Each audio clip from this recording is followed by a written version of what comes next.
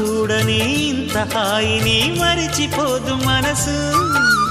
ఒదిగి ఉండి నీ వాకిటిలో బదులు కోరి నే నిలుచున్నా. దారి తెలియని చీకటిలో వెలుగు చూసి కాదంటానా. ఊరించి ఇది ఏ మాసం? ప్రేమించే ప్రతి గుండెను అందెల సందడి చేసే హేమంతం ఇది. మన సొంతం అయినది. కిలకిల నవ్వే కోయిల కోసం వచ్చింది మధుమాసం.